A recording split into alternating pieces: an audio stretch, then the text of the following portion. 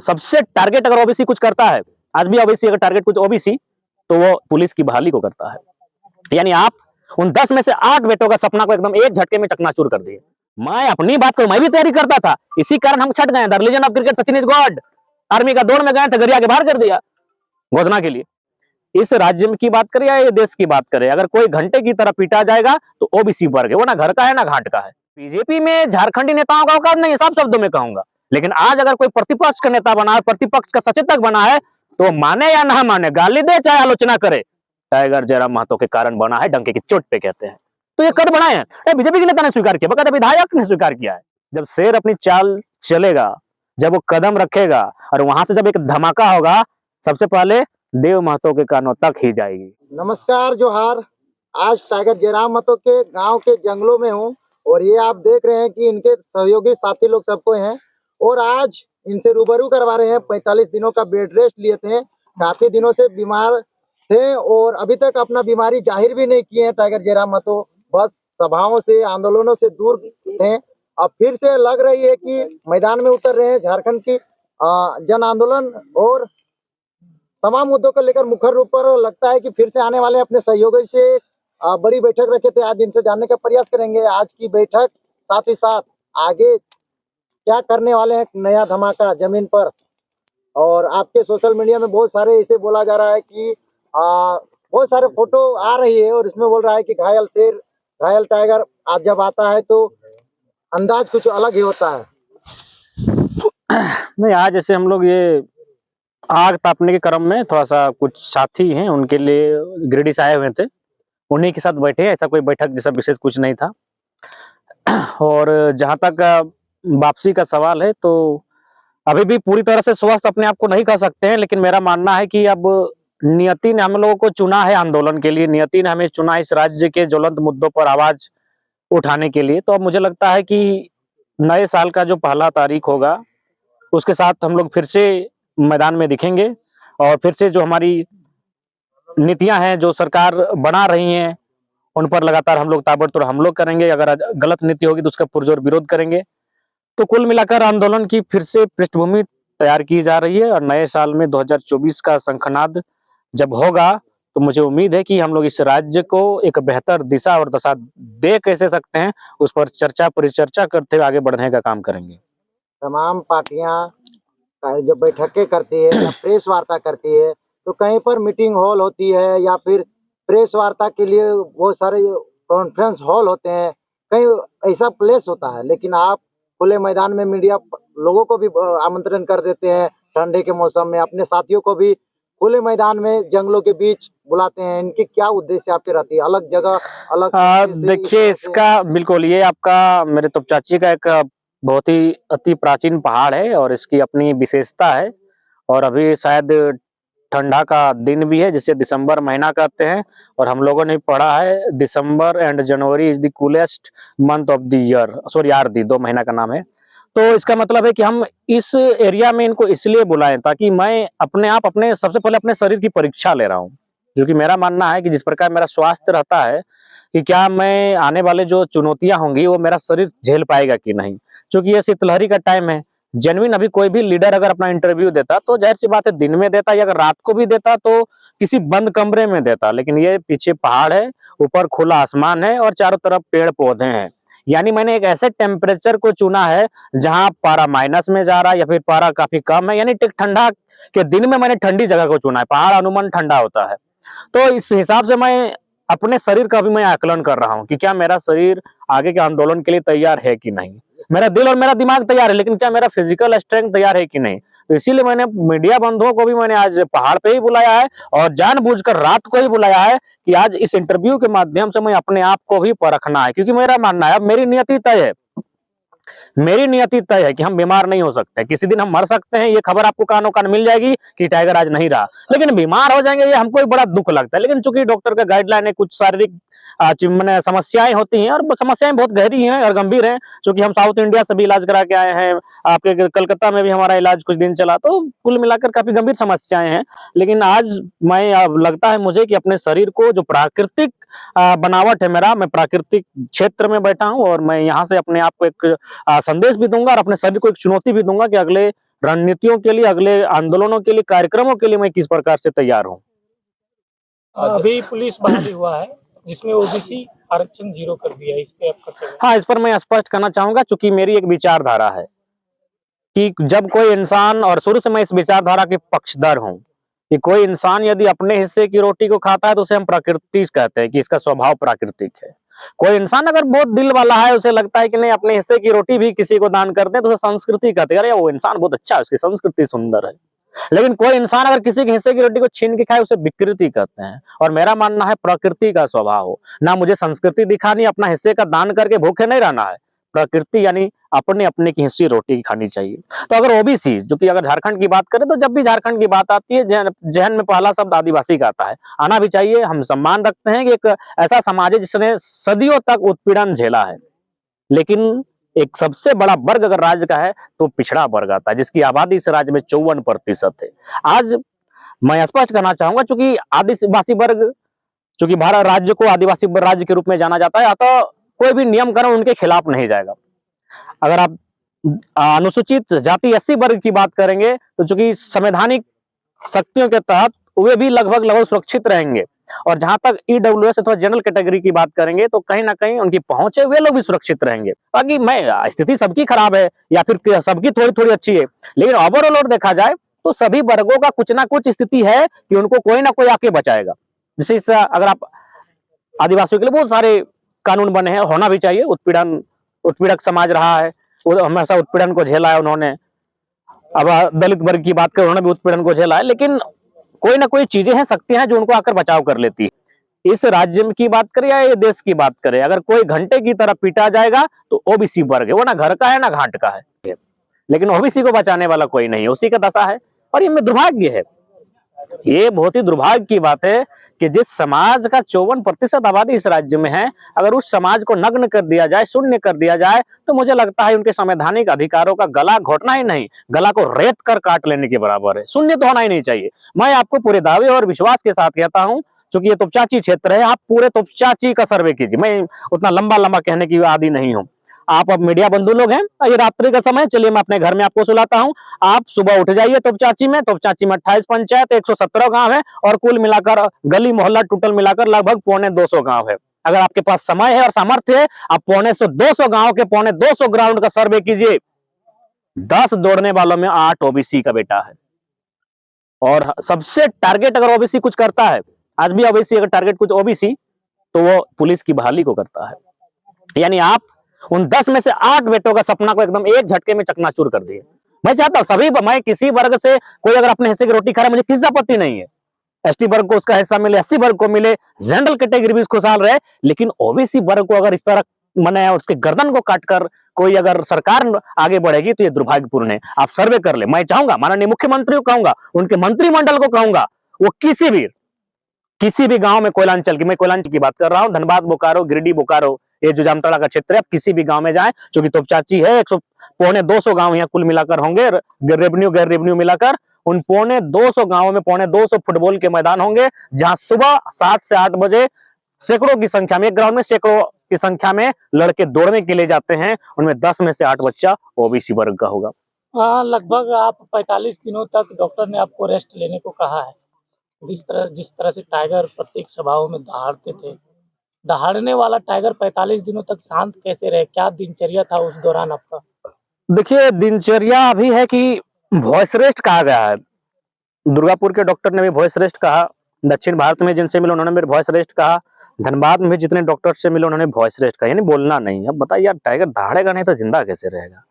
तो ये समस्या हमारे सबसे सामने आती है। तो अभी फिलहाल हमारा दिनचर्या है, पहले 2 बजे 3 बजे कंटिन्यू 2 साल सोए हैं हम, और 10 बजे 11 बजे उठते थे। अब उसको बदले हैं, अब 11 बजे सोना है, 6 से 7-8 बजे के बीच उठना है, और सुबह 1 घंटा कंटिन्यू मैदान में फुटबॉल खेलते हैं। और फुटबॉल हम अच्छा थोड़ा बहुत खेल लेते हैं, तो फुटबॉल खेलते हैं। और मैंने जो 9वीं 10वीं क्लास में, 12वीं क्लास में जो मेरा दिनचर्या था सुबह उठकर ग्राउंड जाना, उसको फिलहाल फॉलो कर रहे हैं, क्योंकि कुछ ऐसी समस्याएं अंदरूनी हुई हैं जिसको डॉक्टर ने उस रूटीन को मेंटेन करने के लिए कहा। टाइगर जयराम मतलब तो खेल से और पढ़ाई से दूर होके झारखंड के सीएम के लोग देखना चाह रहे हैं, और आप उस पर ध्यान ना देकर आप फिर से अपने फिजिकल पर ध्यान देंगे, क्योंकि आपने बोला था कि जनवरी तक घोषणा करेंगे। पार्टी की घोषणा नहीं हुई है, कैंडिडेट की घोषणा हुई है, लोकसभा चुनाव सामने है, विधानसभा चुनाव है। हाँ, बिल्कुल आपने कहा, सही बात है, लेकिन हम अपने आप को अगर दुरुस्त करना चाहते हैं तो उसमें राज्य के हितार्थ ही है। अगर हमारा व्यक्तिगत हितार्थ होता तो हम साइड हो जाते आंदोलन से। हम अपने आप को इसलिए दुरुस्त कर रहे हैं ताकि फिर भविष्य में जो आंदोलन या फिर जो चुनौतियां सामने आएंगी, जो 2024 का चुनाव सामने आएगा, जो हमारी चुनौतियां होंगी उस समय, तो उसको हम कैसे फेस करेंगे, इसलिए थोड़ा-सा अपने आप को फिजिकली, मेंटली स्ट्रांग कर रहे हैं। और फुटबॉल एकमात्र गेम है जिसमें आप फिजिकली, मेंटली दोनों तरफ से स्ट्रांग हो सकते हैं। तो इसलिए थोड़ा-सा फुटबॉल का अपने दिनचर्या में शामिल किए हैं एज़ ए गाइडेंस, डॉक्टर के गाइडेंस के अनुसार। और निश्चय ही जब भी ऐसी कोई ज़रूरत पड़ी है तो वहाँ बीमार भी रहे तो हम उस आंदोलन में या फिर उस कार्यक्रम में भाग लेने पहुँचे हैं। जब पार्टी का नाम अभी तक आया कि नहीं? देखिए, ये आप जानते हैं भली-भाँति, एक सवाल है कि ये जयराम महतो कौन है? अगर आज पूछा जाए तो बच्चा-बच्चा कह देगा कौन है जयराम महतो, बूढ़े कह देंगे, माताएँ कह देंगे, बहन कह देंगी। लेकिन 2 साल बैक में आप चले जाएँगे तो कोई नहीं जानता था। यानी एक लड़का जिसका कोई अस्तित्व नहीं था, कोई वजूद नहीं था, पढ़ने-लिखने वाला छात्र, हमारे पास कोई सपोर्टिव ताकत ऐसी नहीं है। तो जब पार्टी की बात आती है तो जो पॉलिटिकल पार्टियाँ हैं, ठीक है, आज जो भी झारखंड के विधायक हैं, माने या ना माने, लेकिन मैं एक एनडीए गठबंधन का विधायक है, मैं नाम नहीं लेना चाहूँगा मीडिया के सामने उनका, उन्होंने कहा कि नूनू, हमको छोटा है उनसे तो हमको नूनू बुलाते हैं कि नूनू, लौक मान चाहे नाय मान, लौक तोरा चाहे गायर दोग चाहे जय कर, लेकिन तय हमनी झारखंडी के औकात बढ़ाए दली एनडीए में, नहीं तो झारखंडी के औकात ना हलो। अमर बाबू उसका उदाहरण है। भले वो माने या ना माने, लेकिन सपना में हमको बधाई देता होगा। जेपी पटेल उसका उदाहरण है। कौन पूछता है इन लोग को? कुछ विधायक दो ये भी कह रहे हैं कि वोट हम लोग का काटने के लिए अरे नहीं वोट करा करने का वो अलग बात है, आपका कद बढ़ा दिए एनडीए जैसे। जहाँ एनडीए का मतलब क्या था? भारतीय जनता पार्टी का झारखंड में क्या मतलब है, गिना है क्या? निशिकांत दुबे, बाहरी विधायक पीएन सिंह, जयंत सिन्हा, संजय सेठ, बीडी राम, सुनील सिंह, जितना भी नाम आपको हम गिनाएं वो कौन है? तो बीजेपी में झारखंडी नेताओं का औकात नहीं है, साफ शब्दों में कहूंगा। लेकिन आज अगर कोई प्रतिपक्ष का नेता बना है, प्रतिपक्ष का सचेतक बना है, तो माने या ना माने, गाली दे चाहे आलोचना करे, टाइगर जयराम महतो के कारण बना है, डंके की चोट पे कहते हैं। तो ये कद बढ़ाए हैं, बीजेपी के नेता ने स्वीकार किया, बकायदा विधायक ने स्वीकार किया है कि नुनवा तौर चलते हमने कद बढ़ गए लोग। तो भैया ये आंदोलन, ये विचारधारा की ओर हम लोग बढ़ रहे हैं, एक बदलाव की ओर बढ़ रहे हैं, एक बदलाव का संकेत है। नहीं बताइए ना, अमर बावरी जेबीएम से बीजेपी में आया और जेपी पटेल जेएमएम से बीजेपी में आया है, इन लोगों को कोई वैल्यू मिलता पार्टी में? नहीं मिलता। तो भैया ये आंदोलन का डर है कि अब लोकल लोग जागरूक हो रहे हैं। कौन जागरूक कर रहा है, कौन है बंदा? नाम सामने आया, जो भी है। तो आज लोकल लोग को जागरूक किया और ये जो माहौल तैयार किए हैं, उसमें आप मेरे इस फेस को भी देखिएगा, काला पड़ गया है महाराज। अपना माने एक एक पल अपनी खुशियां हंसियां सब कुर्बान कर दी हैं इस राज्य के लिए, भले फायदा किसी को मिले। अगला सवाल। ओबीसी वालों के ये जो हुआ है दादा, ये गलत है, बिल्कुल पूरे ओबीसी वर्ग के जितने भी विधायक है सदन में, उनको आवाज अपनी सदन में रखनी चाहिए। ये गलत है, आप शून्य नहीं कर सकते हैं, जितनी बिल्कुल भी गलत है। पार्टियां हैं, वो सबको देख लिया ओबीसी, एकमात्र उन लोगों को लग रहा है कि जेबी कैसे या जयराम। देखिए, हम बोले तो मैं प्रकृति की बात करता हूं, मैं किसी वर्ग का ना शत्रु हूं ना किसी वर्ग का मैं मित्र हूं, मैं सबका भला चाहता हूं, मैं किसी एक का नहीं, मैं सबका भला चाहता हूं। तो ओबीसी जब 54% है, एक बड़ी आबादी है, तो उसका नुकसान क्यों हो भाई? क्यों नहीं आवाज रखेंगे? क्यों जीरो होगा? कहे जीरो होगा बताइए? अभी धनबाद जैसे क्षेत्र में जहां उसकी आबादी 60 से 65% होगी, बोकारो में उसकी आबादी 60 से 65 होगी, जामताड़ा में उसकी आबादी 50+ होगी, तो ऐसे क्षेत्र में शून्य कैसे कर सकते हैं? बिल्कुल उनके सपनों पर आघात है। मैं अपनी बात करूं, मैं भी तैयारी करता था, इसी कारण हम छट गए। The religion of cricket, Sachin is God. Army का दौड़ में गए थे, गरिया के बाहर कर दिया गोदना के लिए। सही बात है, गांव में जो लड़का रहता है, जो मिडिल क्लास फैमिली से है, जिसका बाप किसान, जिसकी माँ साग सब्जी बेचती है, वो बेटा पहला जॉब पुलिस का ही करता है।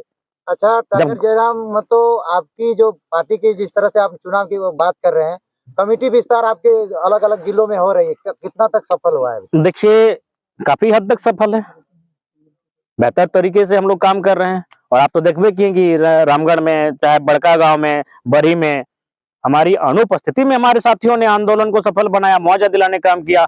यही हमारे गोविंदपुर में, जहां से हमारे पत्रकार बंधु हैं, वहां भी तो हम लोग, मेरी अनुपस्थिति में अच्छा काम हो रहा है।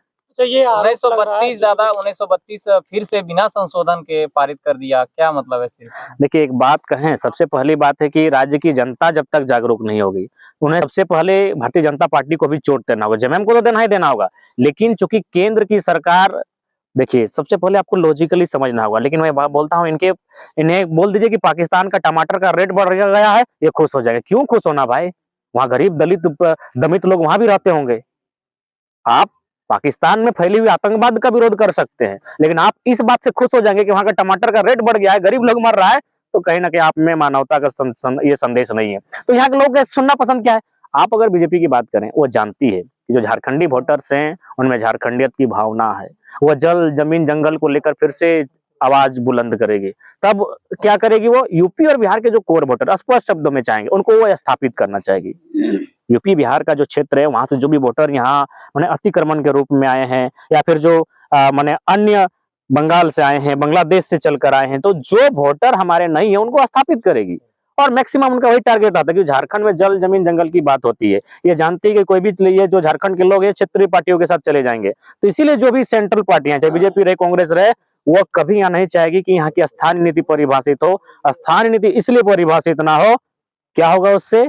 ना यहाँ की जो खनिज संपदा है उस पर लूट पर कंट्रोल हो जाएगी। यहाँ के लोग अगर अपने अधिकारों को जानेंगे, उस चीज को समझेंगे, तो जो खनिज संपदा की लूट होती है उस पर कंट्रोल हो जाएगी। और दिल्ली में बैठे लोग ये कभी नहीं चाहेंगे कि उन्हें खनिज संपदा पर लूट पे कंट्रोल हो। जेबी केसेस पे ये आरोप लग रहा है 45 दिनों के दौरान ना एक भी सभाएं हुई, ना जन जागरण किया गया। हुआ ऐसा तो बात? क्या टाइगर जयराम मातो एक ही वक्त का थे? ये आरोप लग रहा है। नहीं नहीं, कार्यक्रम हुआ गुनियाटो में 30 तारीख को हुआ, फिर बीच में रामगढ़ में भी कहीं हुआ, बाकी जगहों पर हो रहा है। बशर्ते मीडिया वाले जयराम महतो को खाली ढूंढ रहे हैं, तो उसमें हम क्या कर सकते हैं? आप हमारे में तो मुआवजा तक सिर्फ हुआ है रामगढ़ में जो हुआ है।